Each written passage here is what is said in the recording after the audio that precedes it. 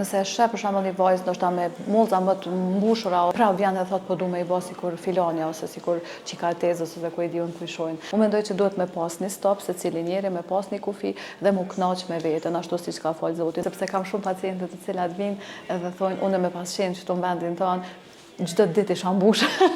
Në këtë pjesë duhet me ju falenderu vllota që më ka shtyr këtë pjesë. Edhe shumë shpesh më ngacmon vllaja edhe më bën tash fitimin na pendojmë 50-50. Pas stomatologjisë, pastaj fillova me bëj disa trajnime për pjesën e estetikës. Në fakt është vllaja jam Dardani i cili ndoshta më ka shtyr këtë pjesë dhe gjithmonë ka thënë pse s'po shkon edhe për pjesën e estetikës, besoj që të shkon, nuk e di, ndoshta ka pas një ndjenjë që mundej me ja dalë të kësaj pjese. Në fakt unë as nuk e kam pas idenë.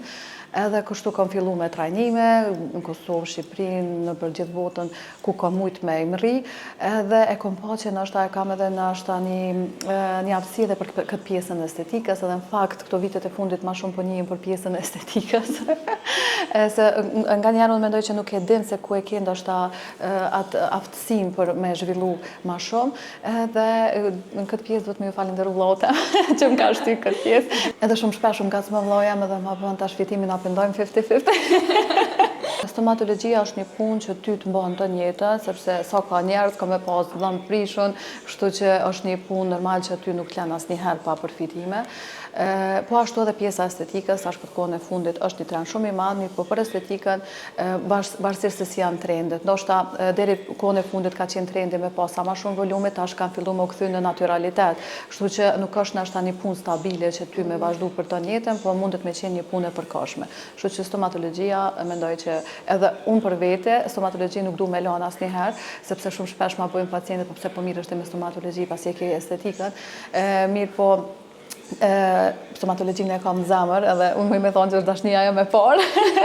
Sa i përket profesioneve edhe e du stomatologjinë edhe s'besoj që ka mundoh asnjëherë për saj. Kohën e fundit ma shumë është bë trend. Ka shumë persona të cilët me të vërtet kanë komplekse që ndoshta është nevojë për ta. Mirë po shumica, ndoshta 80% është trend. Ndoshta vijnë pas një lloj nevoje, pa pas asnjë fiksim apo diçka, vetëm se e ka bë shoqja, e ka bë shoku edhe do me bë edhe ajo, edhe momentin që s'ka. Mirë po kur vinë të tillë pacient gjithmonë unë jam ajo që ju them që mos apliko se nuk e ke të nevojshme, nuk duhet me apliku. Atëherë kur unë e shoh që shumica prej tyre 99% binden momentin që flasim bashk, edhe shohin që me të vërtetë s'ka nevojë. Mirë po disa dhe nuk e kanë atë vetbesimin. Edhe pastaj gjithmonë më thonë doktoresh faleminderit se ma ke kthy vetbesimin, se ndoshta është një mungesë vetbesimit tim, prandaj edhe kam ardhur në sot këto.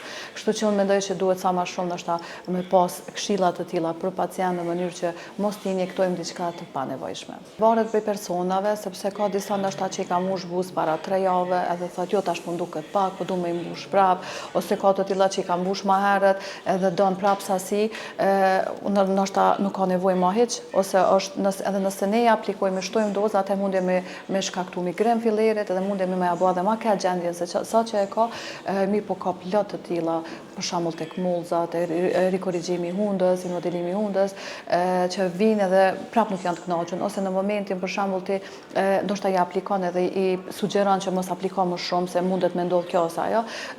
Nëse e sheh për shembull një vajzë ndoshta me mullza më të mbushura ose me hundën më të korrigjuar, prap vjen dhe thotë po du me i bë sikur filonja ose sikur çika e tezës ose ku e diun ku i shohin.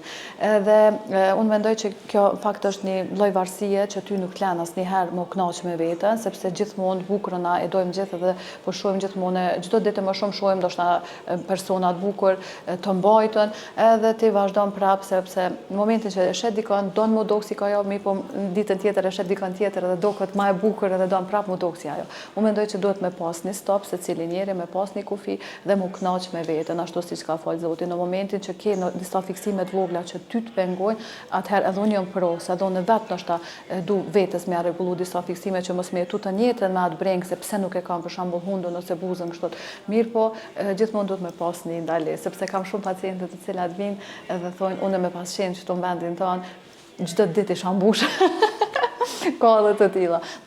Sepse janë të apasionuar shumë pas kësaj pjese, mirë po jo, sepse ke punë me shëndetin tonë, së pari vjen në radhë të parë vjen shëndeti, pastaj këto ndërhyrjet edhe bukuria. Në momentin që ty të injektim të rrezikon shëndetin, atëherë ajo është rreptësisht i ndaluar, nuk duhet më apliku asnjëherë. Po, e kam pas një rast të tillë tek buza, ku është bë është bë okluzioni i enës dhe ajo që ka apliku nuk e ka vret dhe pacienta të nesërmën është drejtu sepse nuk e ka bën ndoshta te një mjek, po është bë diku tjetër, edhe është drejtu normal tek mjeku për me bë një zgjidhje, po për fat mirë ka qenë ende herët dhe kemi mujt me bë një zgjidhje, edhe pse na ka marrë pak kohë, po pacienta është kthy në gjendjen e mëparshme.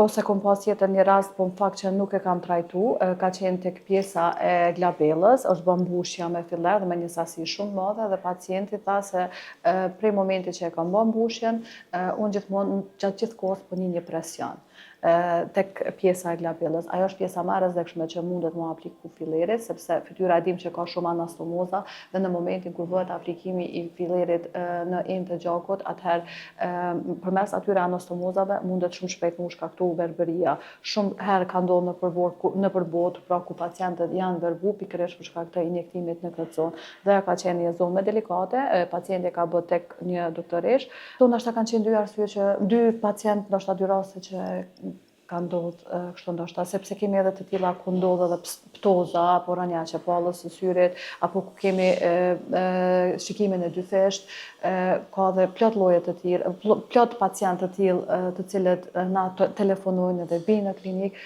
dhe ne gjithmonë mundohemi që me i bëni zgjidhje. Po nuk janë të paktë në fakt ata që vinë për shkak të gabimeve të injektimit, ka shumë të tillë që vinë. Edhe më vjen shumë keq për ata, për shkak se shkojmë në një klinikë dhe do të më bëjnë ndoshta një injektim për më dop më bukur, e në fakt shëmtohen. Prandaj gjithmonë them zgjedhni mirë personin dhe vendin ku doni më apliku. Normal që është e rrezikshme, sepse ndoshta duhet me qenë së pari unë mendoj që duhet me qenë një mjek për me ditë anatominë mirë të fytyrës dhe me ditë se ku po aplikon, çka po aplikon, cilën dozë, cilën region, cilën zonë po aplikon.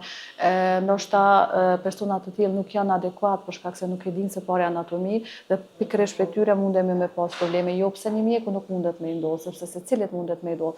Mirë, por diçka tjetër kur ndodh te një doktor, për shkak se besoj që din me bë zgjidhjen pas aplikimit, dhe ndryshe është ndoshta kur bëhet në një sallon ndulimi.